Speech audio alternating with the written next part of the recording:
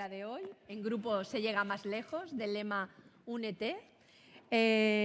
Vamos a ver distintas experiencias que tienen en común pues, que es necesario trabajar de forma coordinada, trabajar en equipo, trabajar en grupo, para ir con distintos profesionales de distintos hospitales, farmacéuticos de hospital o distintas disciplinas, con el paciente, entre distintos niveles asistenciales, para ir avanzando en lo que son resultados en salud, en mejorar la atención de los pacientes y también en mejorar la investigación, que es por donde vamos a empezar ahora. ¿De acuerdo?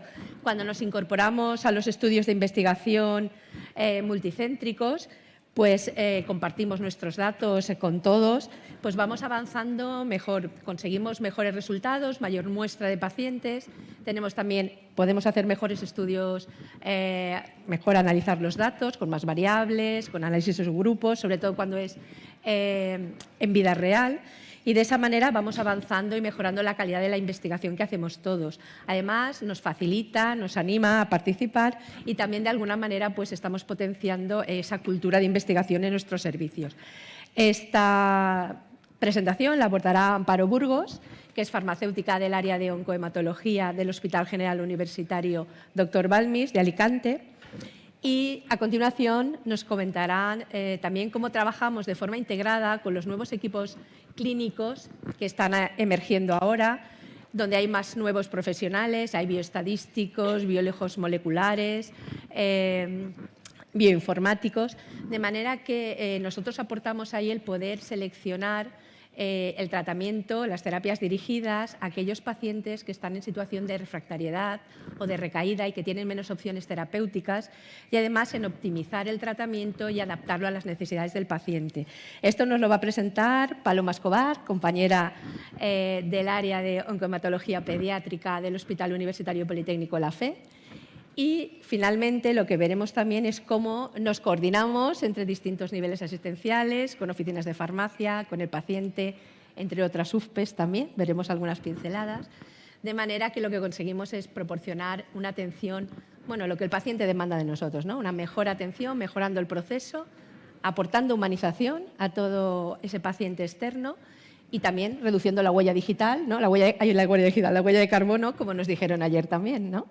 De manera que al final, le facilitamos todo el proceso al paciente. Pues nada, Amparo, empezamos contigo y vamos a ver pues, proyectos de investigación colaborativos multicéntricos y nos va a presentar un poco pues, cómo se desarrolló el estudio de resultados en salud de pembrolizumab en primera línea en pacientes con cáncer de pulmón no microcítico metastásico. Bueno, buenos días a todos. Antes que nada, agradecer a la organización y en particular a SUNY por invitarme a compartir con vosotros mi experiencia como una de las coordinadoras de este proyecto multicéntrico que ha sido promovido por el grupo GEDEFO de la SEF. Todo empezó en la primera edición del Máster de Inmunoterapia del Cáncer que dirigen nuestras compañeras Eva González Zaba y Ana Crister Cos. Y la primera edición se produjo en el año 2018-19. Yo fui una de las 25 alumnas. La verdad es que fue una experiencia muy enriquecedora.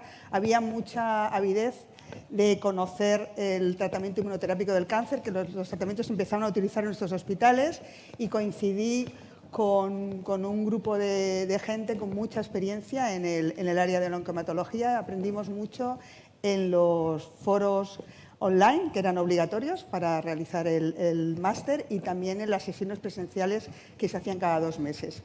Al final del máster había que exponer un trabajo fin de máster y, el trabajo que yo expuse, yo siempre he estado muy interesada en la patología neoplásica pulmonar y además en el cáncer de pulmón es una de las áreas donde la inmunoterapia está teniendo mejores resultados.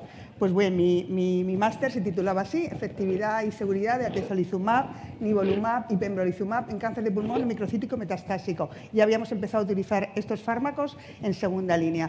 Otra de las compañeras del máster, Teresa Calleja, que trabaja en el Hospital de La Coruña, también es muy interesada en la patología neoplásica pulmonar y que ahora es la coordinadora junto conmigo de este proyecto. Ella también presentó su TFM con este título: Resultados en salud de los inhibidores de los puntos de control inmunológico en pacientes con cáncer de pulmón no microcítico metastásico en el área sanitaria de La Coruña, análisis de supervivencia, tasa de respuesta y toxicidad.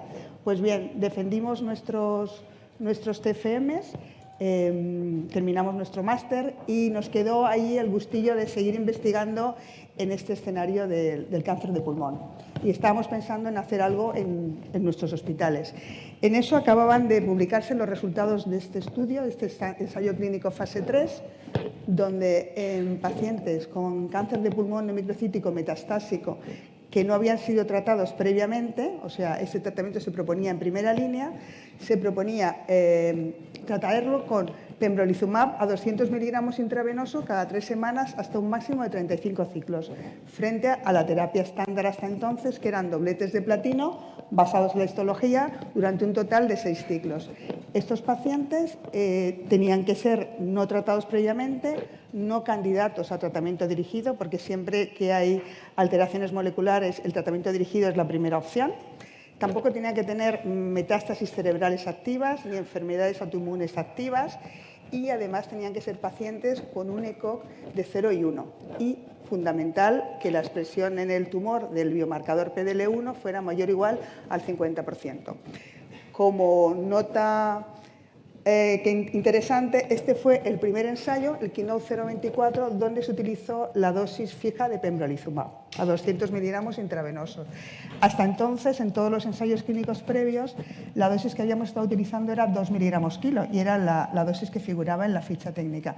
Esto, como os podéis imaginar, repercute también en el impacto económico, puesto que vamos a utilizar 200 miligramos a partir de ahora, cuando pacientes con 100 kilos de cáncer de pulmón, la verdad es que es bastante difícil de encontrar. Y esto nos crea algunos sinsabores en nuestros centros.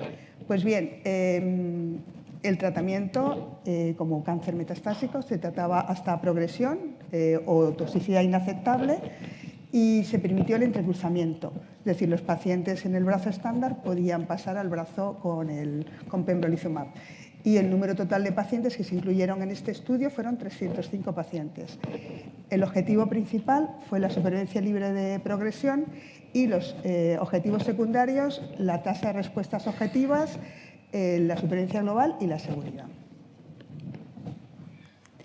Bien. Pues andábamos en eso, pensando, vamos a hacer algo en nuestros centros, los dos centros, A Coruña y el Hospital General, en este escenario, pacientes en primera línea, con pembrolizumab, ya estábamos empezando a utilizarlo, y en esto los coordinadores de GDEFO se dirigieron a todos los adheridos para pedirnos ideas para proyectos para la convocatoria de ayudas a los grupos de trabajo que se realiza anualmente por la SEF. Nuestra idea se cuajó en un proyecto que lo presentamos a la convocatoria de ayudas del año 2020-2021 y, bueno, pues era un proyecto multicéntrico en el que entonces participábamos 11 centros. El centro de Teresa y el mío, más los centros de los coordinadores de GDEFO, los miembros de la Junta Coordinadora de GDEFO de entonces. Total, 11 miembros. Este es el acrónimo que recibe el estudio, FEPPEM 2020-01. Es un estudio observacional retrospectivo cuyo objetivo principal es describir la efectividad mediante la supervivencia libre de progresión y la supervivencia global y también la seguridad del pembrolizumab en monoterapia en el tratamiento de primera línea de cáncer de pulmón no microcítico metastásico. Ese es el objetivo principal del estudio. Y luego tenemos una serie de objetivos secundarios, como son analizar la posible influencia de las variables consideradas relevantes en los resultados obtenidos en la población de estudio, es decir, cómo interviene el sexo, cómo afecta el hábito tabáquico, cómo afectan una serie de factores que, por lo que sabemos, influyen en los resultados. Evaluar si hay asociación entre los efectos adversos inmunorrelacionados y la efectividad. También se sabe que la aparición de efectos adversos está ligada a una mayor efectividad. Queremos saber si es la gravedad de esos efectos adversos o el número de efectos adversos que tiene un paciente. Todo eso lo estamos recogiendo, o lo hemos recogido más bien, porque ya hemos terminado todo el periodo de recogida de datos. Evaluar también si existe asociación entre la dosis utilizada y la aparición de efectos adversos inmunorrelacionados.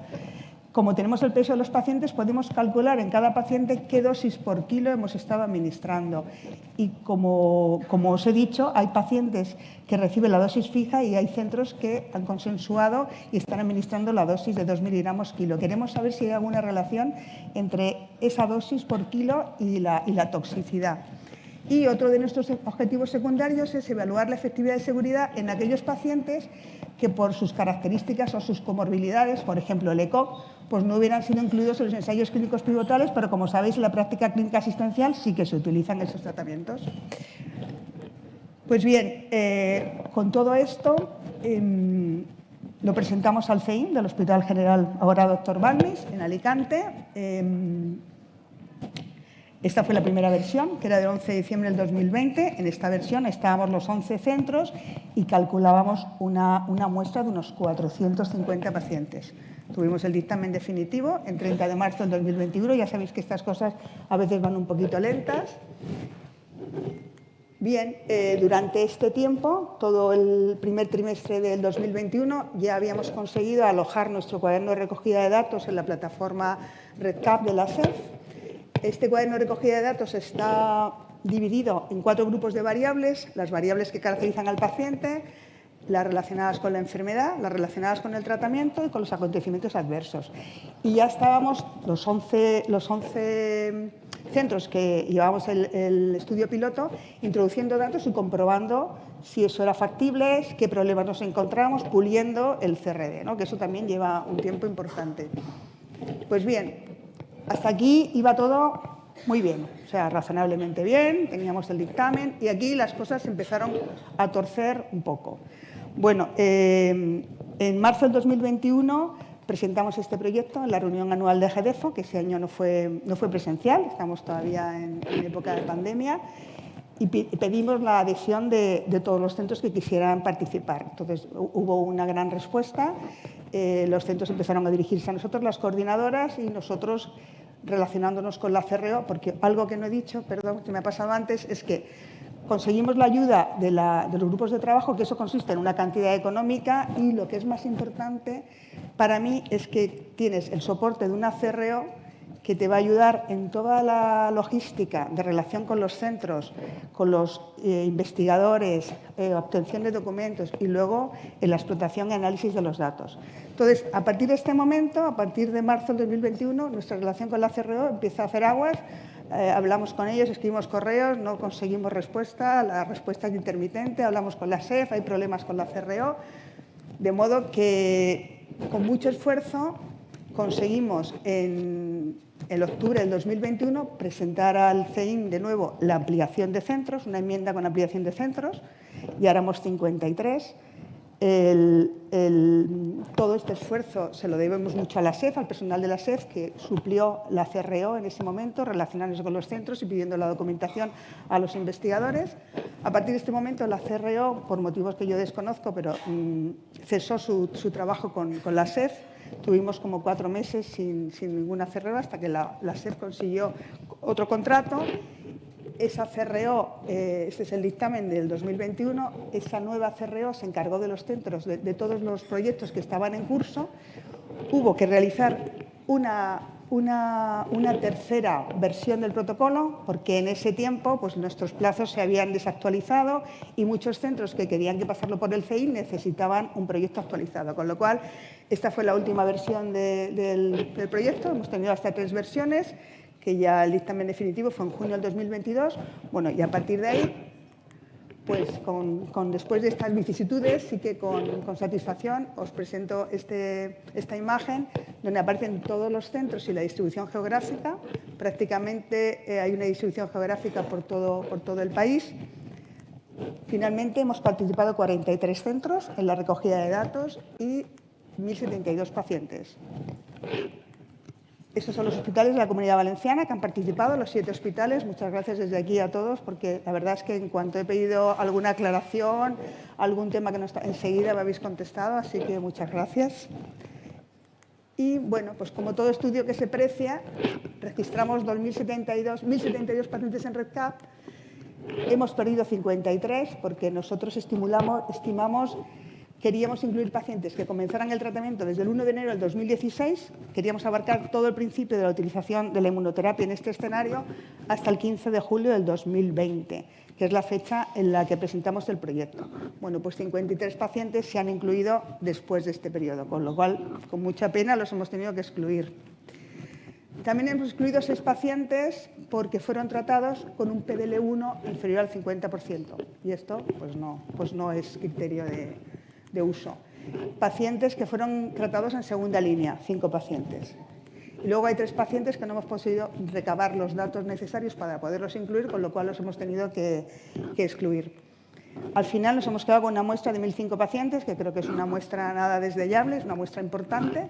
Y con esto, bueno, pues voy a presentar unos poquitos datos que ya tenemos vistos y, bueno, creo que para final de junio los podremos tener todos. Esta es la caracterización de la muestra. La mediana de edad de los pacientes es de 67, con un mínimo de 38 años y un máximo de 90. Es una mediana un poquito más alta que la mediana del ensayo clínico pivotal.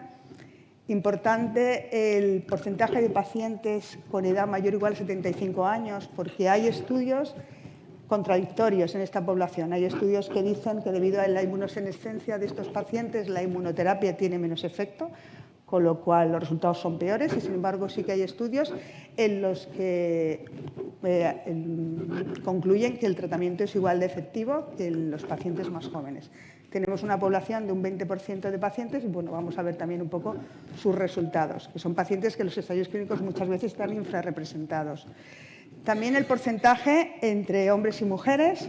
En este caso, nuestro estudio también es un 75-25%, que frente al pivotal, que era un 60-40, hay una diferencia bastante importante y quizás sea por la incorporación más tardía de las mujeres españolas al hábito tabáquico y, bueno, se nota una diferencia como que es 3 veces más la proporción de hombres. Más datos relacionados con el paciente, el ECOG. Ya comenté que en el ensayo clínico pivotal solo se permitían pacientes con ECOG 0 y 1. En la práctica clínica asistencial tenemos un 11% de pacientes con ECOG 2 y, bueno, y alguno con ECOG 3. Habrá que ver también estos pacientes que no se habrían incluido en el ensayo clínico pivotal, qué pasa con ellos en resultados de efectividad y seguridad. En cuanto al hábito tabáquico, también hemos recogido lo que normalmente se recoge: el paciente que nunca ha fumado, el fumador actual y el exfumador. Como es previsible, el mayor porcentaje son fumadores y exfumadores, y también queremos saber lo que pasa con los no fumadores, porque sí que hay bastantes estudios que concluyen que la inmunoterapia, la monoinmunoterapia, como es este caso, que no lleva quimio, es menos efectiva en los pacientes no fumadores, precisamente porque es más eficaz en pacientes en tumores con mucha mutación, y el no fumador probablemente tiene menos mutaciones. Tenemos más datos también de la descripción de la enfermedad. Esta es la proporción de adenocarcinoma y de epidermoide, que son los tumores más frecuentes en el cáncer de pulmón no microcítico. Y también hemos recogido, aparte de recoger toda la afectación metastásica, nos hemos centrado también en la presencia o ausencia de metástasis cerebrales o hepáticas basales, porque es un factor pronóstico negativo esta presencia. Entonces también queremos estudiar qué pasa con estos pacientes. En cuanto a la descripción del tratamiento, otro grupo de variables, también tenemos ya algún dato y alguno más que todavía no podemos decir. Pues la mediana de tiempo desde que el paciente se diagnostica de enfermedad avanzada hasta que empieza a tratarse son 22 días. Bueno, pues esto tendremos que saber si podemos utilizarlo como indicador de calidad de la atención en nuestros centros. Tenemos que saber si es un tiempo adecuado, si es un tiempo largo o si se puede mejorar, ¿no? A mí, en principio, no me parece mal 22 días de mediana entre el diagnóstico y el tratamiento, considerando que hay que hacerle toda la batería de test de alteraciones moleculares para ver si es candidato o no es candidato. Y en cuanto a la dosis administrada, como os he dicho, la dosis que figura en ficha técnica es la dosis fija, 200 miligramos cada 21 días. El 80% de los pacientes han recibido esa dosis, pero sí que hay un 12% de pacientes que han recibido una dosis a 2 miligramos kilo, porque sí que hay centros que han consensuado utilizar la dosis de 2 miligramos kilo día. Entonces, queremos también ver si hay diferencias. Luego sí que veis también que hay dosificaciones de 400 miligramos cada 42 días, o el equivalente, 4 miligramos kilo cada 42 días, porque estos tratamientos empezaron en el 2016, o sea que cubrió toda la época dura de la pandemia, y en esa época muchos tratamientos se intentaron alargar el intervalo para evitar la frecuentación del paciente en los hospitales de día. Nosotros lo intentamos con mal resultado, con toxicidad, y por eso no hemos vuelto a ello. Seguimos con la pauta cada 3 semanas. Y bueno, hasta aquí puedo leer, como decía Mayra, en el 1, 2, 3, y bueno, muchas gracias a todos. Pues muchas gracias, Amparo, por adecuarte al tiempo y buenas noticias, que en junio tengamos ya resultados y podemos ver si aportamos un poquito de luz o resolvamos algunas preguntas que se nos plantean. A continuación, pues Paloma, del Hospital La Fe, nos va a comentar nuestra participación en los nuevos comités de decisión clínica, el Comité de Precisión en Oncología Pediátrica. Bueno, cuando quieras. Buenos días a todos. Quería agradecer a la Sociedad Valenciana la oportunidad que me ha ofrecido y también a SUNY para contaros un proyecto de medicina de precisión en pacientes pediátricos a través de la organización de un comité molecular. La medicina de precisión pues, tiene una definición muy clara en el Instituto del Cáncer, en el diccionario. Es utilizar la información específica del tumor de una persona para facilitar el diagnóstico, planificar el tratamiento y determinar si ese tratamiento va a ser eficaz o dar un pronóstico. El enfoque fundamental es poder encontrar una terapia dirigida para el tipo de células cancerosas de nuestros pacientes. Los tumores pediátricos tienen un espectro de diagnósticos que difiere notablemente de los tumores de adultos. Estos son datos del RETI, que es el Registro Español de Tumores Infantiles, de un año, una cohorte del 2021. Entonces, pues vemos los distintos porcentajes de tipos de cánceres. Vemos que hay un 27% de leucemias, seguido de tumores del sistema nervioso central. Linfomas un 13% y luego pues, hay un abanico de tumores hepáticos, un 2%, muy poquito, retinoblastomas, que también es muy poquito, y sarcomas y tumores óseos, sarcomas de todo tipo, blandos y tumores óseos. La supervivencia de los niños es bastante buena y además ha ido evolucionando bastante bien en los últimos años. Esto se debe a que ha habido importantes mejoras de tratamiento con estratificaciones del riesgo, la quimioterapia es muy intensiva, pero aún así necesitamos mejorar los resultados, sobre todo en los casos de recaídas y refractarios. La evaluación del genoma se ha convertido en un aspecto fundamental en el cáncer pediátrico para poder incorporar nuevas terapias dirigidas. El objetivo de la medicina de precisión en niños es el mismo que puede haber en adultos, es decir, curar a los pacientes y minimizar los efectos secundarios. La secuenciación NGS ha sido el paso inicial para definir las características genómicas del cáncer pediátrico. Tenemos que compararlo con los cánceres de adultos y vemos que tienen muchas menos mutaciones de aminoácidos por megabase, tienen una carga mutacional mucho más baja y, sin embargo, son mucho más ricos en genes de fusión y reordenamientos cromosómicos y tal. Ha habido estudios de secuenciación donde han visto que, sobre todo en leucemias y tumores sólidos, pues, las alteraciones genéticas suelen involucrar vías oncogénicas, receptores de tirosinquinasa, TP53 y también mutaciones de amplificación de genes, que son las del neuroblastoma, como son las amplificaciones del MYC. Nos encontramos con un escenario que al diagnóstico tenemos índices más bajos de mutación. Esto hace que los tratamientos sean más efectivos porque hay menor complejidad molecular, pero por otra parte a las recaídas las tasas de mutación suben y ya se vuelven comparables a los tumores de adultos. ¿Pero qué nos pasa? Pues que no tenemos fármacos, no tienen indicaciones. Primero que hay pocos genes mutados, hay pocos fármacos dirigidos, el número de pacientes pediátricos es pequeño y además los estudios resulta difícil encontrar pacientes por los problemas de seguridad, con lo cual pues, hay pocos ensayos clínicos y además los ensayos clínicos que se hacen pues, tienen que ser multicéntricos porque si no hay muy poco número de pacientes. También son muy importantes las mutaciones en línea germinal y también en la secuenciación pues, nos ofrece a veces el cambio de diagnóstico o cambio de estratificación de riesgo. Esto es la evidencia del ALK mutado, que se han encontrado hasta un 10% de mutaciones de ALK en neuroblastoma y suben a un 25% en caso de recaídas, con lo cual les ha permitido pues, hacer estudios de tratamiento con ribociclib o con ceritinib. Las mutaciones BRAF, que también se han encontrado en gliomas pediátricos, pues también han motivado un ensayo que se inició en 2014 con bemurafenib.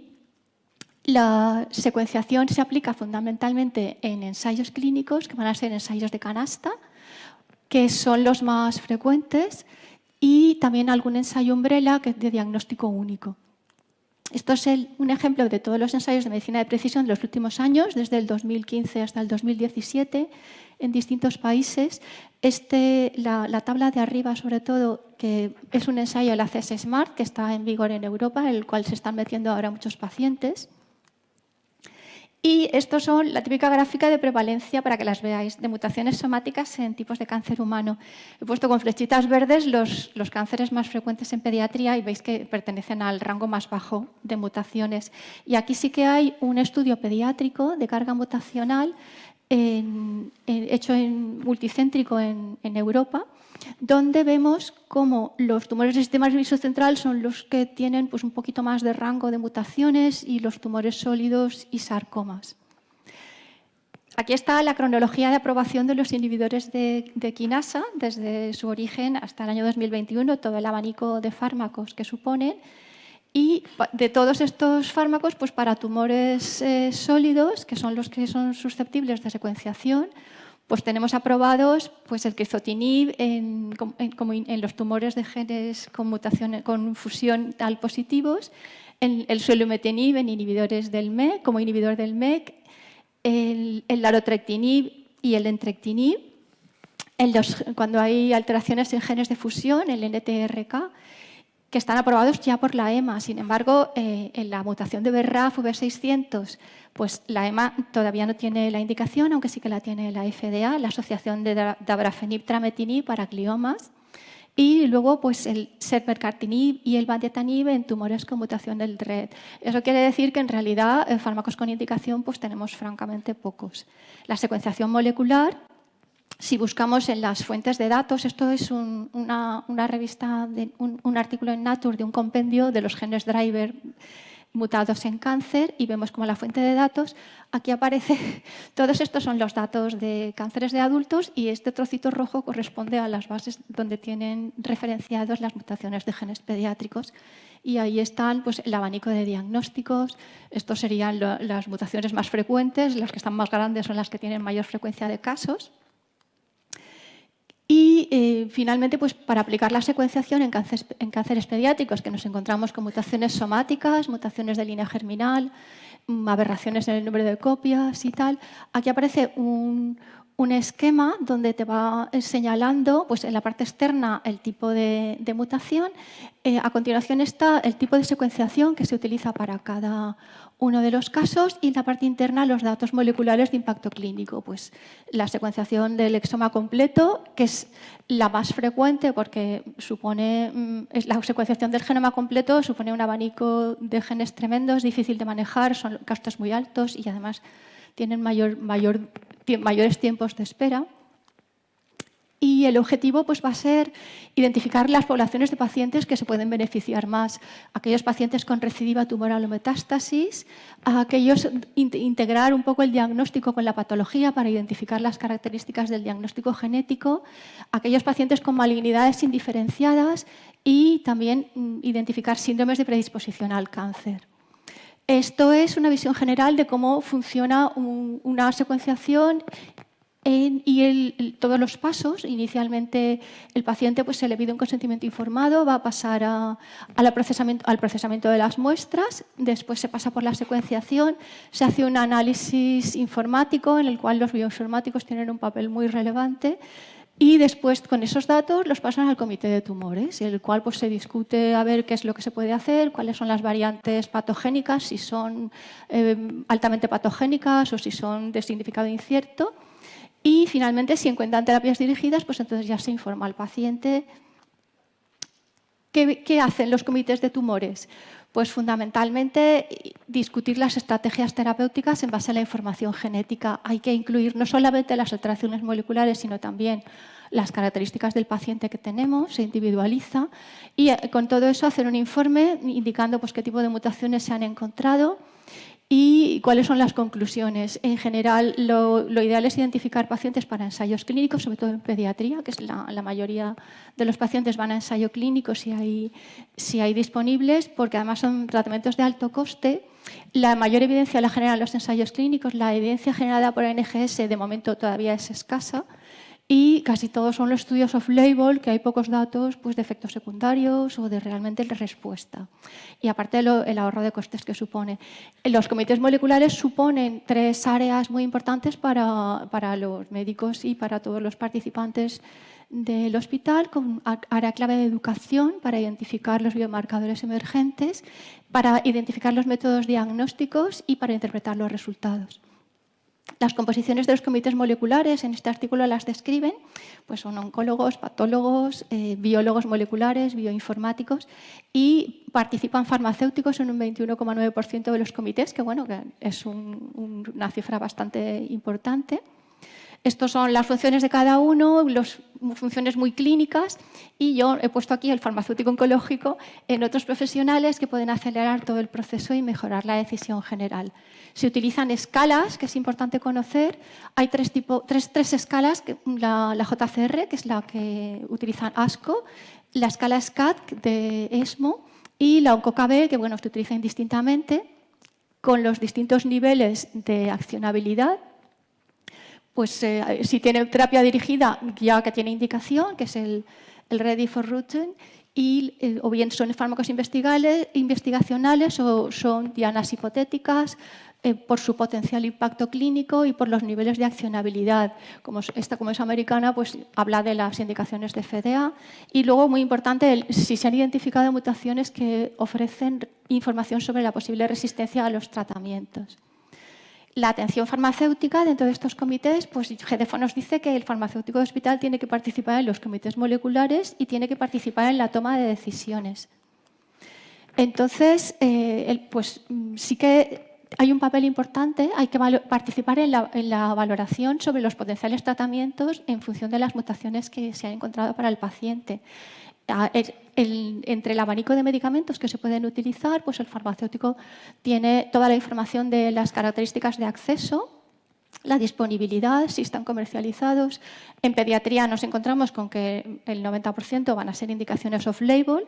Entonces, pues también hay una parte importante es ver si realmente existe una presentación que el paciente pediátrico pueda tomarse, que en muchos casos pues te dice, pues de este no tienes forma de presentarlo, este sí, este se podría hacer una fórmula. O sea que es importante en lo que nosotros podemos aportar. Y luego, pues también a nivel de la información, a nivel de las comisiones, pues el farmacéutico del comité pues es un poco el enlace con el resto del hospital para cuando te llega a la UFPE un paciente que lleva un fármaco rarísimo, pues bueno, siempre puedes informarles que ha habido un informe previo, que generalmente esos informes están escritos, pero que se ha valorado a través del comité y entonces pues es un aspecto importante. También el farmacéutico en el comité pues, tienes que priorizar la seguridad del paciente, ya que en muchos casos es la última línea de tratamiento y supone un riesgo a veces porque es que no han sido aprobados, no sabes muy bien en pediatría si van a funcionar, si los efectos adversos se van a producir, qué rango de dosis tienes que buscar. Y también hay que tener en cuenta ya la información al paciente, pues el revisar el tratamiento, a ver si es posible identificar interacciones, aconsejar la administración segura. Y os he puesto una hojita pequeñita de la información de GDFO y del Grupo Español de Farmacia Pediátrica que tiene para los distintos medicamentos que se pueden hacer. Consultar las guías, que esta no me ha salido, pero bueno, consultar las guías, sobre todo de fármacos oncológicos con dificultades de deglución, para ver si aquello se puede machacar, se puede triturar, se puede hacer algo. Y también hay que tener en cuenta que se han detectado interacciones con lo que, bueno, en este artículo de Words llaman farmacogenes, que viene a ser como las interacciones del ADME, que también hay que tener en cuenta.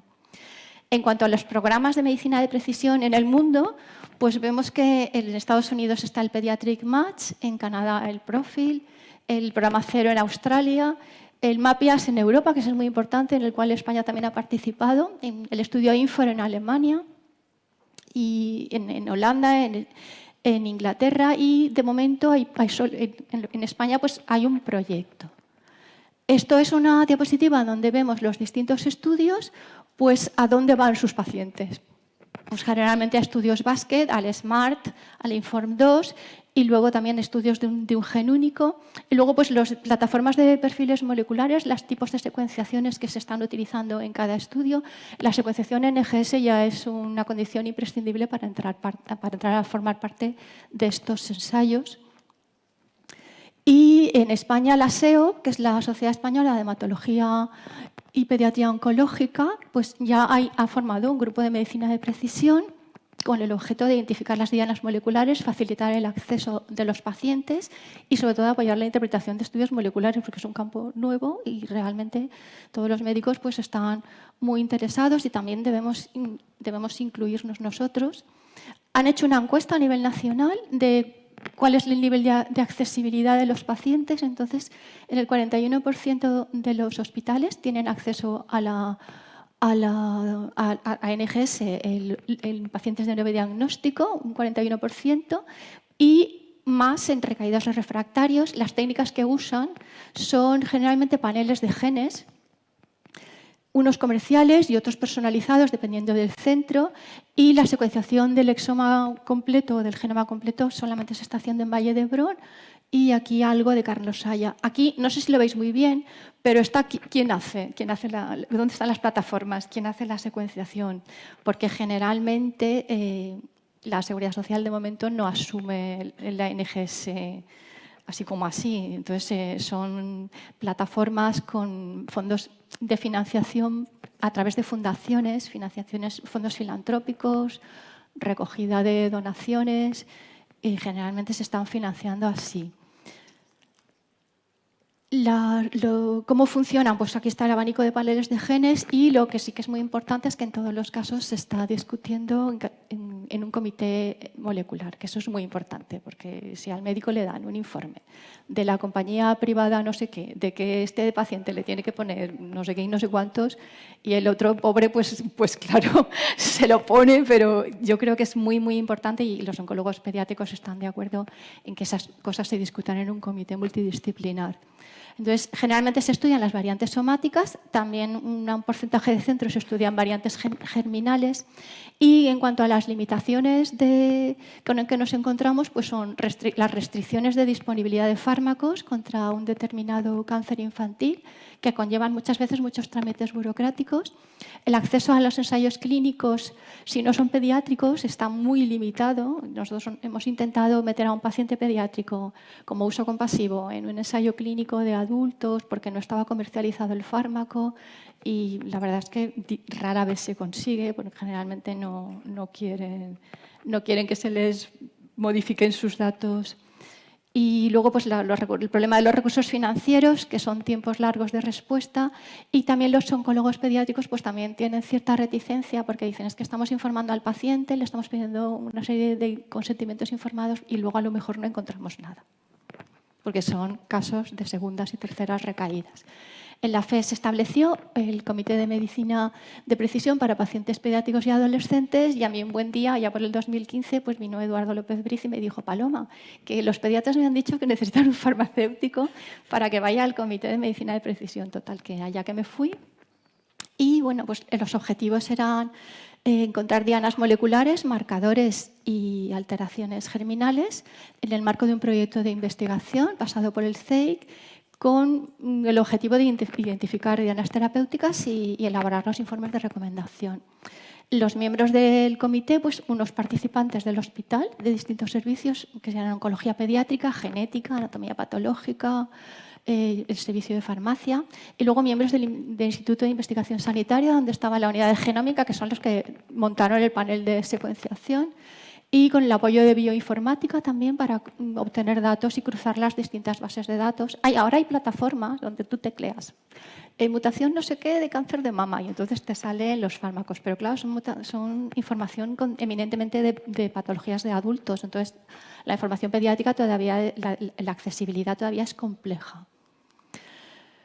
Así que nos encontramos con el reto de cómo buscar dianas moleculares, porque en pediatría, pues, aparte de las pruebas de ALK y BRAF, que ya forman parte del estándar de atención en la mayoría de los pacientes pediátricos, pues no había mucha más información concluyente. ¿Y cómo interpretar? Pues el comité, ¿cómo puede interpretarlo? Pues a base de la evidencia, de la patogenicidad potencial de las variantes que encuentran, de la susceptibilidad terapéutica basada en las frecuencias de las mutaciones y responder pues, a alguna serie de preguntas. ¿Qué papel tiene una alteración genética específica en la biología del tumor? ¿Qué tasa de respuesta es esperable? ¿Y qué mecanismo de derivación pasa que hace que ese tumor recaiga? Y luego, pues cómo proceder es muy importante. Las variantes de línea germinal, pues hay que informar a la familia. Unos quieren, otros no quieren. Esto es el proceso de selección de pacientes, recogida y envío de muestras. Pasan primero por anatomía patológica para seleccionar las células cancerosas que tienen que ser superior inicialmente eran 50, aunque hay estudios que se conforman con un 30. Se hace todo el procesamiento de extracción de ADN, eso se hace la unidad de genómica. Y el comité, que es el que va a estudiarlo, priorizando las dianas terapéuticas. Hay algoritmos, está el algoritmo de Worst y el algoritmo de Parsons, que ahora os los enseño, y elaborar un informe clínico y recomendaciones terapéuticas. Estos son los algoritmos donde se definen las variantes, la patogenicidad, y luego pues, si son diagnósticas, si son de vías de señalización. Y este es el de Worst, que dice, a ver, ¿es dragable? Pues, ¿hay fármaco o no hay fármaco? La actividad del comité, pues no os la voy a contar mucho, pero bueno, son las bases de datos consultadas, pues la de St. Civic. Es importante la menor frecuencia alélica, que tienen que considerar que sea inferior al 0,01%. ¿Por qué? Pues que hay que descartar todas las variantes poblacionales que son normales entre la multitud de secuenciación de genes. Y luego en los resultados publicados, pues primero un estudio general de 84 pacientes en el cual encontramos 13. Los diagnósticos, pues neuroblastomas, rabdomiosarcomas, osteosarcomas, o un cajón desastre de varios. 13 de 84 pacientes sí que pudieron encontrar una terapia dirigida. Uno fue un ensayo clínico y en otros se sugirieron que sí que se trataron. Estos son los que se trataron con everolimus, temozolomida más olaparib, sirolimus más sorafenib, otros sirolimus en monoterapia. En algunos casos las recomendaciones del comité se quedaron pues, para opciones futuras y en otros casos pues, el paciente no pudo. Este es otro estudio ya un poco más reciente de sarcomas pediátricos con 70 pacientes en el cual encontraron 22 mutaciones accionables y de esas 22 mutaciones, 22 pacientes con 18 variantes accionables y de ellos 6 pacientes sí que pudieron recibir una terapia dirigida con un control de la enfermedad 78. Os parecerán pocos pacientes, pero es que realmente en segundas y terceras recaídas eso es una cosa muy importante. Pensar que en los cánceres de adultos estamos hablando de supervivencias de 2 meses, en muchas veces muchos fármacos. Y esto os he puesto el estudio europeo, el MAPIAZ, que este sí que utiliza la escala SCAT, que ya de accionabilidad, identificando si está listo para uso de rutina, si es investigacional y si es hipotético, y encontraron en 787 pacientes que la mayoría de las mutaciones solamente se pueden considerar a nivel de investigación, porque todavía no hay datos suficientes, pero sí que tenemos ahí un 10% de alteraciones listas para uso rutinario y en 107 pacientes el 30% recibieron una o más terapias dirigidas y con una tasa de respuesta objetiva del 17% de aquellos que se trataron y del 38% cuando eran mutaciones listas para usar. Esto es los distintos inhibidores que se recomendaron y aquí vemos en esta tabla pues, la clase de inhibidor frente a la alteración genética y el porcentaje de pacientes con la mutación. Finalmente, acabo ya diciendo que ahora, en este momento, en España, el presente y el futuro es un proyecto, SEO-Pencil, el cual van a participar pues, todos estos centros y que intentan crear 10 hubs o centros genómicos de referencia para poder enviar a los pacientes con el objetivo de reclutar a unos 500 pacientes. Las conclusiones, pues que la medicina de precisión es una realidad creciente en el tratamiento del cáncer pediátrico, especialmente en las recaídas, que las secuenciaciones tienen que estar centralizadas en centros de referencia y que mejoran el acceso a terapias específicas tanto en los ensayos clínicos como en datos en el mundo real. Que el Comité de Medicina de Precisión es fundamental, tenemos que estar ahí, porque el farmacéutico tiene un papel relevante, tanto evaluando qué tipo de fármaco puede ser el más adecuado para este niño, porque a lo mejor en el informe te salen 3 o 4 y tú tienes que informarles, pues este es extranjero, pues este está comercializado, pues este tal. Y luego, pues las posibilidades de dosificación y, finalmente, la formación de medicina de precisión y biomarcadores y su aplicación en farmacogenómica y farmacocinética, pues es nuestro presente y nuestro futuro. Quería agradecer a los miembros del equipo y especialmente a Pablo Berlanga, que fue el iniciador, el oncólogo pediátrico que inició el Comité de Medicina de Precisión y que después se fue y está en el Gustave Roussy en París, que ha sido el responsable del ensayo de MAPIAX. Y luego pues a la jefe de sección, Adela Cañete, que es la que también era la presidenta del comité, y todos los miembros. Muchas gracias. Pues muchas gracias, Paloma, por esta revisión de la medicina de precisión y del papel que podemos jugar. Y ahora vamos a dar paso a María José Company, que está en la UFPE del Hospital General Universitario de Castellón, y nos va a dar la ponencia de Adaptando la atención farmacéutica a las necesidades del paciente, atención farmacéutica telemática y red asistencial UFPE. Cuando quieras, María José. Hola, buenos días a todos. Agradecer a la organización del Congreso la invitación a participar y a SUNY especialmente, y también agradecer a los asistentes que nos dediquen estos minutos en los que os voy a intentar resumir nuestra experiencia en la atención farmacéutica telemática y dar unas pinceladas sobre la reciente red asistencial de UFPEs. El lema de esta mesa es en grupo se llega más lejos, y no hay que olvidar que también juntos llegamos más cerca del paciente. La telefarmacia, como sabéis, es la atención farmacéutica a distancia a través del uso de la tecnología. La telefarmacia es un procedimiento que se sitúa tanto por sociedades científicas como por instituciones sanitarias como un procedimiento estratégico, entre otros objetivos, para mejorar esa accesibilidad a los pacientes, al sistema sanitario, a los profesionales, pero también para mantener un contacto más continuo y más humanizado. Se identifican cuatro ámbitos de aplicación, como son la coordinación con el equipo asistencial, la información y la formación a paciente, el seguimiento farmacoterapéutico y la dispensación y entrega informada. Tiene muchos y múltiples beneficios que no voy a detallar, pero saber que se identifican beneficios para profesionales, para pacientes, y también tiene impacto medioambiental. De hecho, el proyecto 2023 Más Sostenible de la SEP dedica cada mes a una iniciativa que está alineada con los objetivos del desarrollo sostenible. El mes de abril, el mes pasado, esta iniciativa se dedicaba a Enciende la Tele, que pretendía fomentar la telefarmacia precisamente también por ese uso más eficiente de los recursos que permite. Disponemos ya de base metodológica para aplicar la telefarmacia, gracias al proyecto MAPEX de la SEF, que tenemos disponibilidad de muchos documentos de apoyo. También tenemos una base legal ya disponible. Esta base legal se inició en plena pandemia, en marzo de 2020, con la primera disposición a nivel nacional, pero es cierto que a nivel autonómico disponemos de una instrucción previa de 2019 que ya nos habilitaba, ¿no?, a dispensar medicamentos en lugares diferentes a las UFPEs, como eran los centros sanitarios o incluso el domicilio del paciente en determinadas situaciones.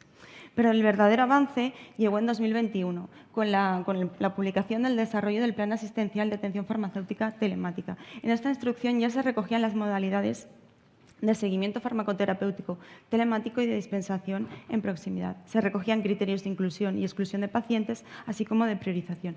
También esbozaba indicadores y establecía ubicaciones preferentes de entrega de medicación dispensada en las UFPEs. Podía ser la UFPE, el centro de salud, la farmacia comunitaria o incluso el domicilio del paciente. La telefarmacia ha sufrido un proceso de aprendizaje, ¿no? Bueno, más bien nosotros hemos tenido un proceso de aprendizaje con la telefarmacia. Surgió como algo nuevo, hubo que ponerlo en práctica bastante rápido. Con esa práctica hemos tenido y hemos adquirido conocimiento y bueno, hoy nos gustaría compartir nuestra experiencia. Yo me uní al equipo del Servicio de Farmacia del Hospital General de Castellón en mayo de 2022, hace un año ya. En ese momento ahí había un modelo de telefarmacia colaborativa ya establecido, gracias al trabajo de muchos compañeros, y me gustaría agradecer también especialmente a mi compañera de UFPE, Esther Vicente.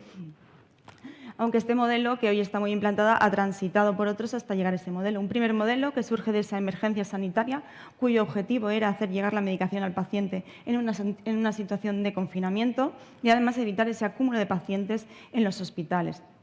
Un segundo modelo que surge con la finalización del estado de confinamiento y también con la apuesta de nuestro centro por la telefarmacia. Y finalmente, un tercer modelo colaborativo impulsado por la Dirección General de Farmacia, elaborado por un grupo de compañeros y que se basa en una alianza estratégica entre diferentes agentes. En febrero de 2021, el Servicio de Farmacia del Hospital General de Castellón acepta el reto de la Dirección General de pilotar a nivel autonómico este modelo colaborativo de telefarmacia y entrega en proximidad. Los agentes implicados en este modelo fueron el Colegio Oficial de Farmacéuticos de Castellón, el Servicio de Farmacia, distribuidoras farmacéuticas y las oficinas de farmacia. El modelo logístico que se diseñó fue el que el Servicio de Farmacia dispensaba la medicación y lo acondicionaba en paquetes individualizados y anonimizados. La distribuidora lo recogía en el Servicio de Farmacia, coordinada con el Colegio Oficial de Farmacéuticos, y lo entregaba en la oficina de farmacia. Una vez en la oficina de farmacia, en función de los requisitos o criterios de especial vulnerabilidad, los pacientes podían acudir a la oficina de farmacia a recogerlos o que el farmacéutico lo entregara en el propio domicilio del paciente. Este modelo logístico se caracteriza por la anonimización de todos los datos, recabar el consentimiento informado y mantener una trazabilidad y no abandonar el canal farmacéutico en ningún punto del proceso. Respecto al proceso asistencial, está formado por 3 subprocesos fundamentales o básicos, como es la inclusión en el modelo, el seguimiento, ya sea presencial o a distancia, y la exclusión de este modelo.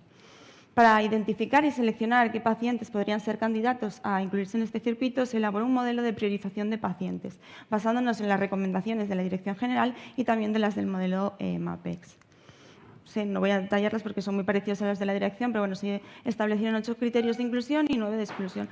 Respecto a los criterios de priorización, se establecieron un total de 11 criterios que se basaban en características como la movilidad física de los pacientes, la inclusión en programas de teleasistencia, la edad, el área geográfica de residencia, dificultades de conciliación en la vida laboral o los estudios y también situaciones de especial vulnerabilidad social o económica.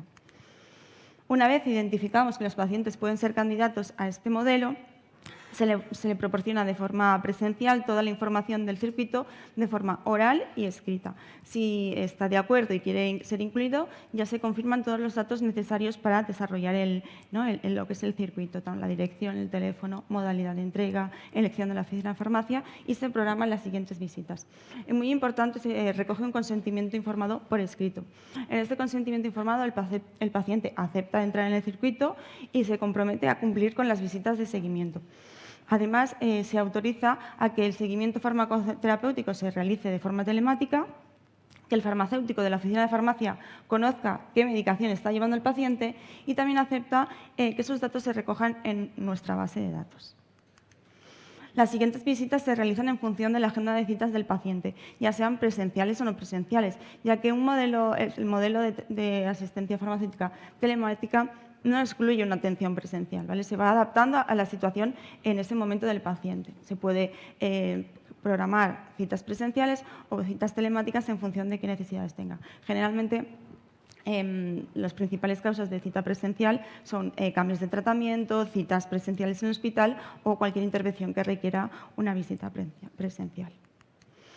De forma muy rápida, el circuito diario, qué actividad desarrollamos día a día. Bueno, el administrativo contacta y confirma la cita presencial o telemática, el farmacéutico revisa tratamientos, valida e identifica intervenciones que tenga que realizar o contactos que tenga que realizar. Se envía una programación de envíos a través de una plataforma web al Colegio Oficial de Farmacéuticos y se dispensa y prepara y acondiciona la medicación de forma, como hemos dicho, individualizada y anonimizada. El distribuidor farmacéutico acude a la farmacia a recogerla, comprobando que coincide con el listado que se ha enviado previamente al colegio, y lo entrega en la oficina de farmacia. El día previo a esa oficina de farmacia, los pacientes reciben un SMS que lo envía la propia agenda de citación, recordándoles que a partir de ese día va a tener disponible la medicación en la oficina de farmacia que ellos hayan indicado. Y finalmente, repito, el farmacéutico entrega o bien en la oficina de farmacia o en el domicilio del paciente. Para desarrollar este modelo ha sido necesaria la inversión en recursos.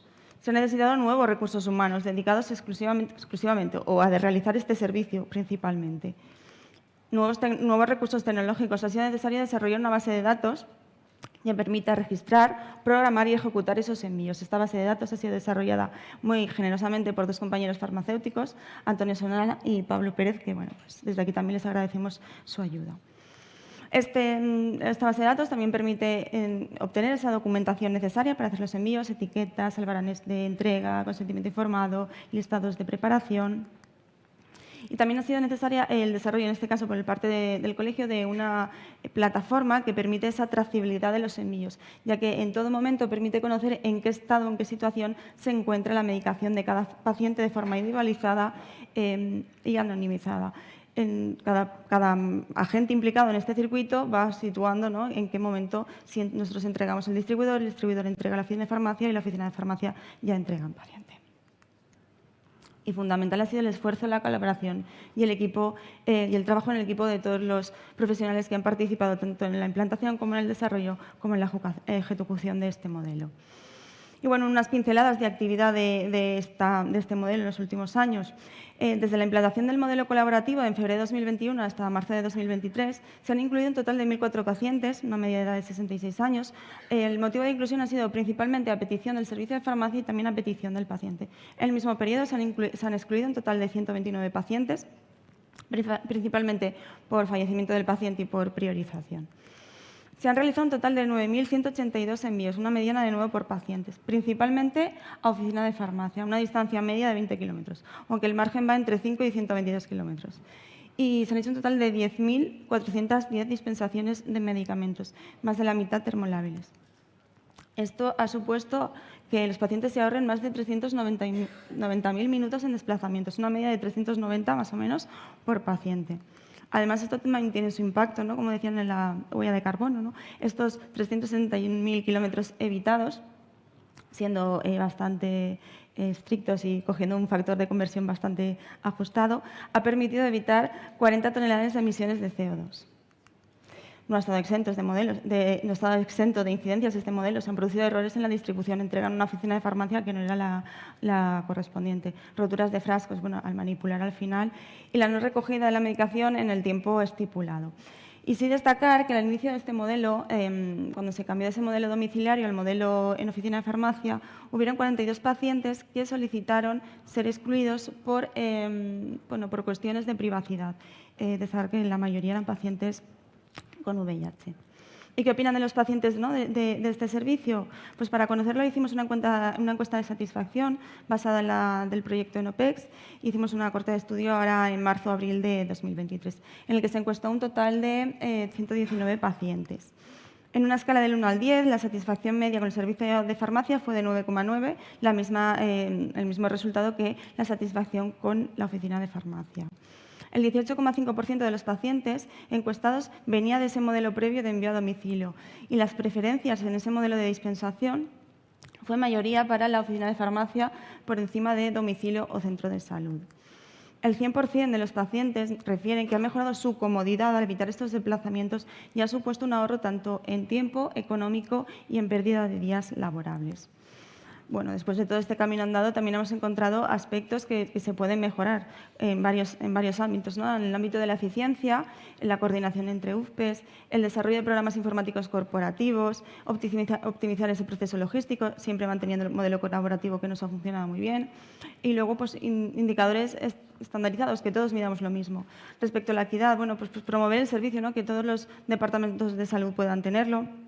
Y respecto a la calidad, bueno, quedan aspectos por mejorar en confidencialidad y, sobre todo, en identificación de profesionales y pacientes. Y, como no, incorporar la opinión y la experiencia de los pacientes a este modelo asistencial a través de la inclusión o la incorporación de PROM y PRE. Y me gustaría volver a esta instrucción de 2019 que abría esa puerta, ¿no?, a una dispensación en más cerca del paciente, porque también habilitaba otras posibilidades, ¿no? En función del departamento asignado, del origen de la prescripción o de la localización del paciente, permitía la dispensación de la medicación en diferentes UFPs, la del departamento de origen de la prescripción, la del departamento asignado, un hospital cerca del trabajo o un hospital cerca de una residencia de más de 6 meses al año. Esta flexibilización de la ubicación de la dispensación de la medicación no ha estado exenta de obstáculos, como pues la prescripción de medicamentos en situaciones especiales, la prescripción de fórmulas magistrales que igual no se hacen en todos los departamentos, protocolos internos, ya sea en dosis, en indicación, medicamentos que no están disponibles en todos los servicios de farmacia, prescripciones no realizadas en el módulo corporativo, protocolos pendientes de validar, revisar, etc. Y también la falta de formación y experiencia cuando tienes que manejar medicamentos que no lo haces de forma habitual. Y a veces con un componente de urgencia, especialmente después de la pandemia, con ese auge de la visita telefónica, en los que el paciente acude directamente a la UFP a recoger la medicación desde una llamada telefónica con el médico. ¿Hasta ahora qué hacíamos? Bueno, jugábamos el comodín de la llamada o del correo electrónico a nuestros compañeros de otras UFPs. Pero parece que el futuro nos va a deparar otras soluciones. Y es que a finales del mes pasado se publicó la red asistencial de unidades de atención farmacéutica a pacientes externos, en el que cada UFPE se considera un nodo. El objetivo de esta instrucción, de esta red de UFPEs, es habilitar una organización flexible que permita la autogestión, creando alianzas con tal de reducir esos contactos hospitalarios, los tiempos de espera y, sobre todo, evitar la saturación de los UFPEs. En resumen, mejorar la calidad asistencial y la satisfacción de los pacientes. Para ello recoge un diagrama de relaciones que lo que pretende, entre nodos, entre UFPEs, que lo que pretende es normalizar ese tránsito del paciente desde la prescripción de origen en el departamento que sea hasta la recogida en la UFP que le corresponda o que él elija, a través de una herramienta electrónica que permite la derivación y la asignación del paciente. Además, también permite, recoge, contempla las modalidades de dispensaciones tanto presenciales como entregas en proximidad. Cada UFP gestionará sus modalidades y recae, principalmente la dispensación en proximidad a la UFP de cápita del paciente, que esta es la que tiene asignada según los datos del SIP. En cualquier caso, esta instrucción refiere que los pacientes deben de conocer las normas y procedimientos de la red, deben consentir el ingreso en la red y este consentimiento debe constar en la historia clínica o en el programa de prestación farmacéutica GAIA. También contempla los casos de renovaciones y cambios de tratamiento. Si el paciente tiene visita presencial, deberá acudir a la UFP de origen y recoger ahí la medicación y volver a derivar al paciente. Si la visita es telemática y no hay cambios, pues puede ir directamente a la UFP de cápita, aunque siempre va a ser la UFP de origen la que valide. Y si hay cambios, el circuito es el mismo, a no ser que las condiciones de aceptación previa hayan cambiado. También recoge situaciones de exclusión o causas de negación, de aceptación de esos pacientes. Medicamentos en situaciones especiales y ensayos clínicos que no siempre se pueden no se puede llevar a cabo en todas las UFPEs. La no disponibilidad de los fármacos en la guía farmacoterapéutica si no vienen de una unidad de referencia. En el caso de los biosimilares, si no es en el primero, por orden de adjudicación. En el caso de medicamentos que tienen un acuerdo marco. Y también en el caso de fórmulas magistrales que son de elaboración en oficina de farmacia, excepto siempre cuando haya una autorización excepcional.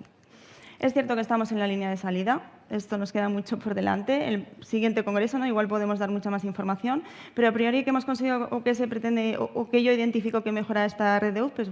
Pues disponer de un canal oficial y corporativo para derivarnos a los pacientes, que va a permitir tener previsión de nuevos pacientes, nuevos tratamientos, nuevos fármacos que tienes que tener y programar esas citas. Y sobre todo reducir esa saturación, especialmente de las UFPEs con unidades de referencia.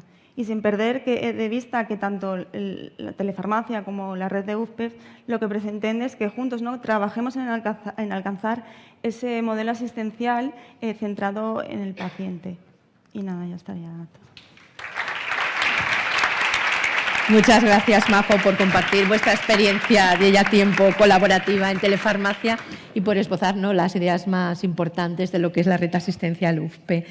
Bueno, gracias a todas por las magníficas exposiciones y por aceptar el reto de participar en esta mesa también.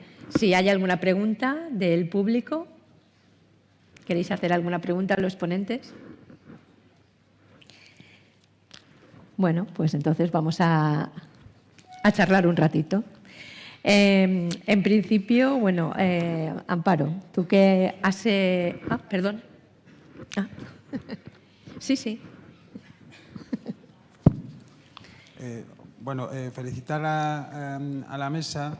Mi pregunta o mi intervención va fundamentalmente a la parte final del ámbito de la telefarmacia.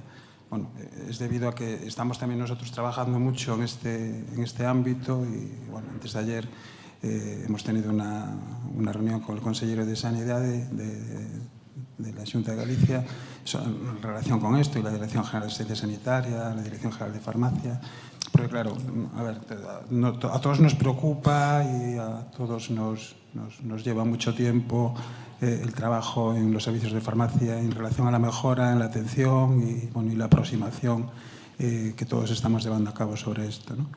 Mi pregunta va fundamentalmente, primero, en la satisfacción del paciente, que veo que la satisfacción del paciente en relación con la dispensación o entrega informada en oficina de farmacia pues es muy relevante, situación que desde Galicia no tenemos esta percepción, pero me llaman de atención los datos y por eso quisiera refrendarlos bien con vosotros, porque creo que es un asunto muy importante. Tenemos presiones muy importantes por parte de la Organización Farmacéutica Colegial, por parte de, bueno, es una cuestión que ya es mucho más que el ámbito asistencial y, por tanto, bueno, creo que es una situación clave.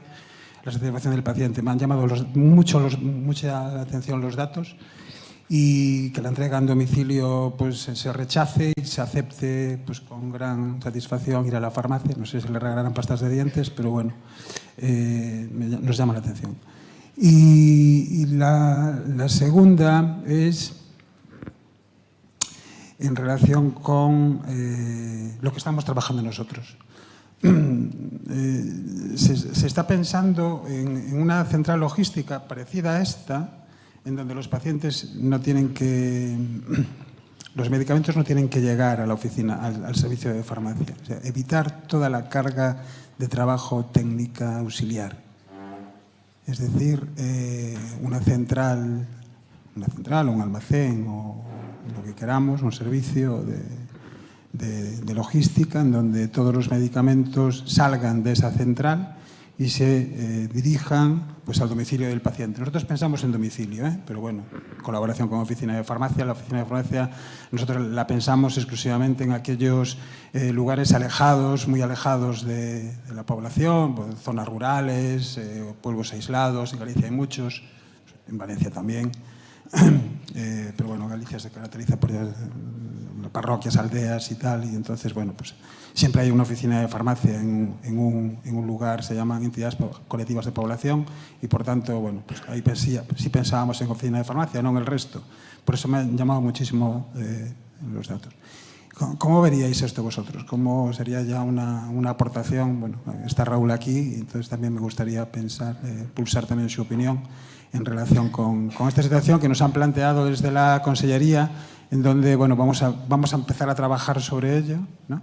Que los medicamentos no lleguen al servicio de farmacia, que no haya un trabajo técnico de auxiliar y nada, y que todo salga con autorización, interacción del farmacéutico con telefarmacia, todo lo que está descrito ahí más o menos igual, semejante, pero que no esté el medicamento en el servicio de farmacia, sino que esté en una central. Somos 7 áreas y cada área tendrá su almacencito, y desde ahí saldría con orden del farmacéutico correspondiente al domicilio o a la oficina de farmacia que sea.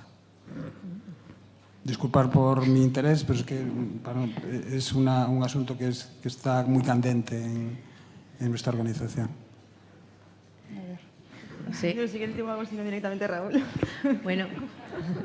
No, a ver, yo en mi experiencia con el modelo que tenemos, eso para un tanto lo de lo que es la central, ¿no?, de medicamentos, porque nosotros revisamos los medicamentos, el día que lo envías no lo tienes, te dificulta mucho el hacerlo más personalizado, pero no sé, ya lo sé, es que ni me lo había planteado nunca el modelo desde una centralizada. Entiendo que a lo mejor a nivel logístico puede tener alguna ventaja, habría que evaluarlo, pero de verdad que yo creo que esto no se ha contemplado aquí nunca. A nivel autonómico, desde luego, esto no se ha planteado, ¿no?, en las mejoras del modelo en los grupos de trabajo que están en marcha. Sí que es cierto que es una posibilidad, ¿no? Y es una posibilidad puramente logística, ¿no? Aquí lo difícil es el entramado, ¿no?, el circuito que Majo ha contado. Y dentro de ese entramado ya también ha puesto sobre la mesa que nosotros en Castellón hemos volcado todos los recursos humanos que nos llegaron en el COVID, los pasamos ahí, ¿no? ¿Por qué? Porque esa parte de ese modelo de dispensación, más allá de la situación de la pandemia, es mayor carga de trabajo, por supuesto, ¿no?, que es lo que tú estás diciendo. Una mayor cantidad de contacto con el paciente por vía telefónica, no una vez sino varias, una preparación anticipada, un empaquetado anonimizado de momento, aunque luego posiblemente eso se evolucionará. Entonces, este circuito que nosotros tenemos diseñado permitiría montar lo que tú dices, no habría ningún problema. La orden, una vez validada por el farmacéutico, se lanzaría a esa potencial sede logística centralizada de la comunidad que debería tener todos los medicamentos, eso es otra cuestión, ¿no?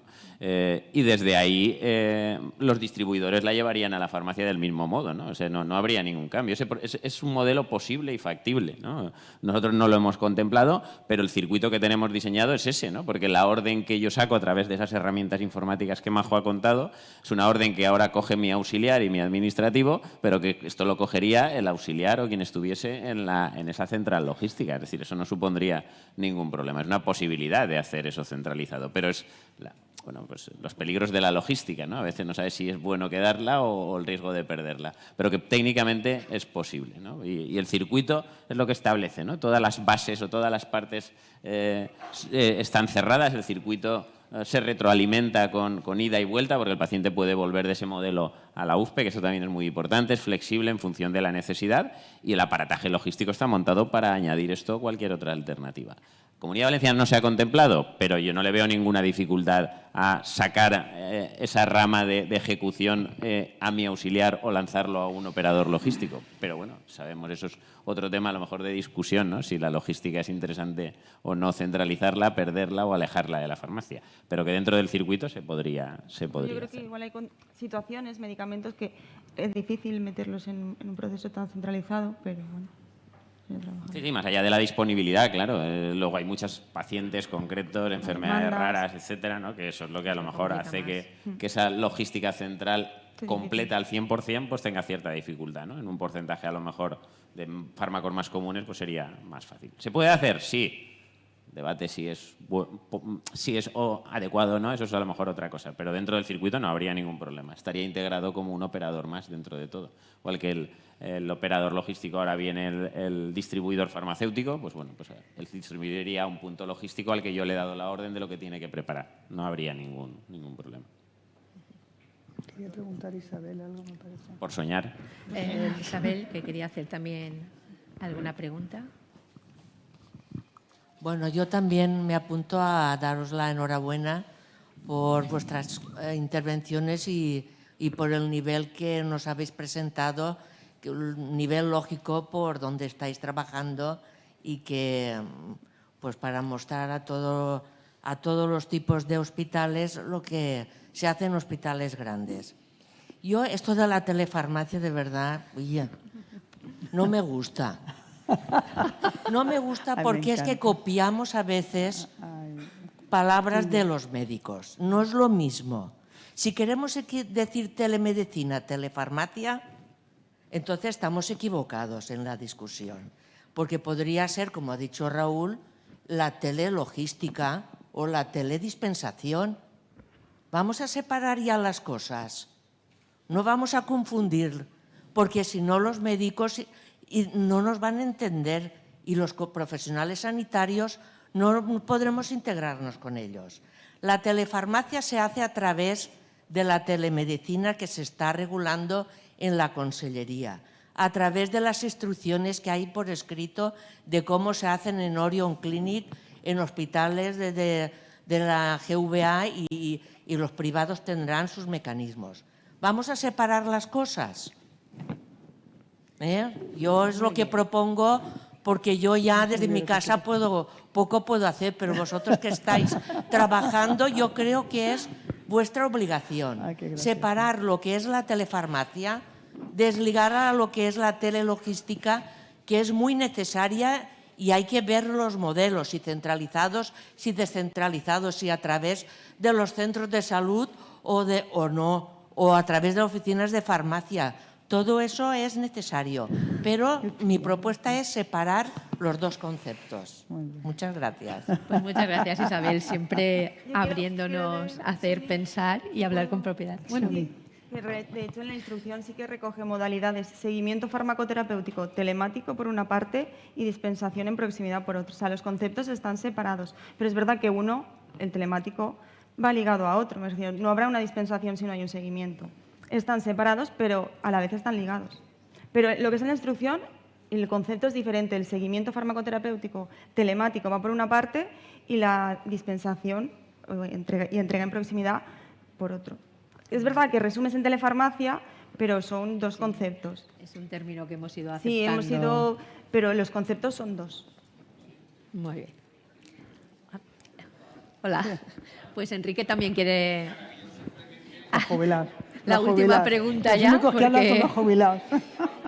Los únicos que hablan Un son los minuto, jubilados. un minuto. No, que va. ¿A menos? 15 segundos. Que mañana tienen el chester. Nada, lo apoyo lo que ha dicho Isabel, evidentemente, como creo que todos, ¿no? Que a veces no caemos en esos matices que son muy importantes. De todos modos, yo lo de telelogística no me gusta nada, creo que no nos refleja. Sin embargo, sí, a lo mejor, y sería más fácil utilizar el término del que ha hablado Mariajo, y es el término teledispensación. Creo que eso, de alguna manera, parece que nos identificaría a nosotros, porque somos los farmacéuticos los únicos que tenemos esa potestad, es más, una de nuestras funciones importantes, no la telelogística. Logística la pueden tener de material sanitario, de lo que sea, ¿no?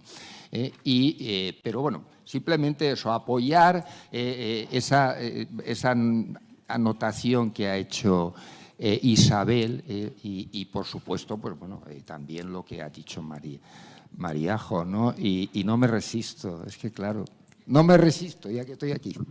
Muy bien. Gracias. Gracias, Enrique. Bueno, pues muchas gracias a todos. Cerramos ya la mesa y simplemente, pues acabando diciendo, ilusionaros con la investigación, imaginaros dentro de los nuevos comités moleculares y unirnos, pues, con los pacientes, con otros niveles existenciales y con las UFPEs. Muchas gracias.